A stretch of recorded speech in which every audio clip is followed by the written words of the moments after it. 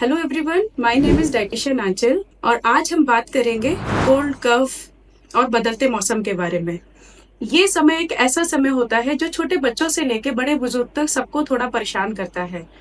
जैसे इस समय की सबसे ज्यादा जो दिक्कत होती है सर्दी, जुकाम, खांसी, एस्थमेटिक पेशेंट्स के लिए एस्थमा, सांस फूलना, इन सब दिक्कतों की वजह से जो हमारे पेशेंट्स को प्रॉब्लम होती है उससे कैसे बचे। तो आइए आज हम जानते हैं कि डाइट के माध्यम से हम इन चीज़ों से कैसे बच सकते हैं।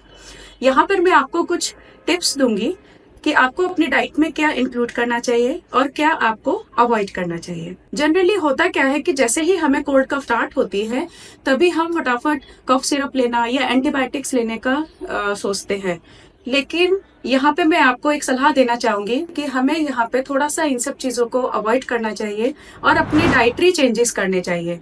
जैसे हम थोड़े से अगर गर्म लिक्विड्स का इस्तेमाल करें, गर्म लिक्विड्स जो बहुत ज़्यादा बेनिफिट्स होते हैं, जिसमें कि टर्मरिक जिंजर टी का इस्तेमाल कर सकते हैं। लेकिन टर्मरिक जो आप इस्तेमाल करेंगे उसमें करक्यूमिन होना चाहिए। करक्यूमिन एक ऐसा कंपाउंड है जिससे आपकी खांसी को प्रिवेंट किया जा सकता है। इसमें आप तुलसी, दालचीनी, नटमेग, हनी, इन सब चीजों को मिला के एक छोटा सा 1 टीस्पून के करीब सिरप बना करके बच्चों को दे सकते हैं, जिसको कि 2 से 3 बार देने से बच्चे को 2 से 3 दिन में आराम लगेगा। बच्चों को ठंडा पानी, बाहर के कोई जूसेस या इस तरीके की चीजों को देने से बचें और उसकी जगह आप गर्म लिक्विड्स जैसे कि लिकवार्म वाटर हो सकता है, घर के बने हुए सूप हो सकते हैं, हल्दी का पानी हो सकता है, इस तरीके की चीजों का इस्तेमाल ज्यादा से ज्यादा करें।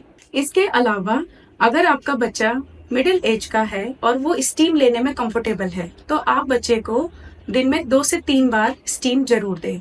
और अगर आपका बच्चा गार्गल कर सकता है तो दिन में, रात में उसको सोने से पहले एक बार गार्गल जरूर कराएं। अब आपको इसमें क्या अवॉइड करना चाहिए। जब भी आपको कोल्ड कफ हो, ध्यान रहे तली भुनी मिर्च मसालेदार चीजों को बिल्कुल इस्तेमाल ना करें। अचार, चटनी, इन सब चीजों को खाने से बचें।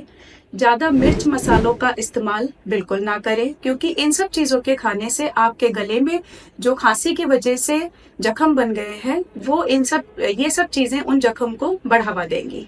हमारी इंडियन डाइट में इतने सारे मसाले और इतनी सारी सब्जियां एक मेडिसिन की तरह हम इस्तेमाल अगर करें तो हमें किसी फार्मेसी तक जाने की जरूरत ही नहीं होगी।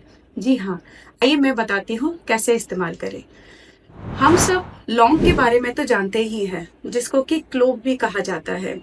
इसमें एंटी फंगल, एंटी बैक्टीरियल और anti inflammatory and antiseptic properties होती हैं, जिसको अगर आप अपनी चाय में या किसी सब्जी में अगर आप इस्तेमाल करते हैं तो आप इतनी सारी चीजों का बेनिफिट ले सकते हैं।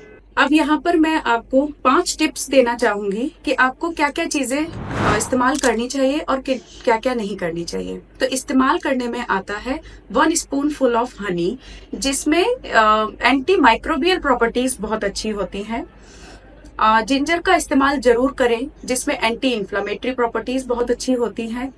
टर्मरिक, जैसे मैंने आपको पहले बताया कि टर्मरिक आप इस्तेमाल कर रहे हैं तो आप ध्यान रखें कि वो करक्यूमिन वाली हल्दी होनी चाहिए, तभी आपको खांसी में और जुकाम में उसका फायदा मिलेगा।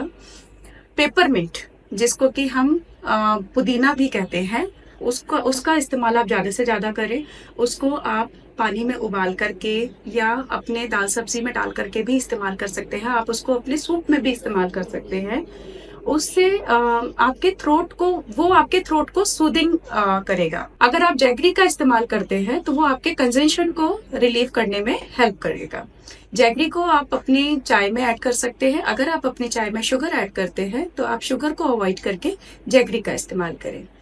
स्टीम इनहेलेशन जरूर करें और दिन में 2 से 3 बार गार्गल जरूर करें। Thank you.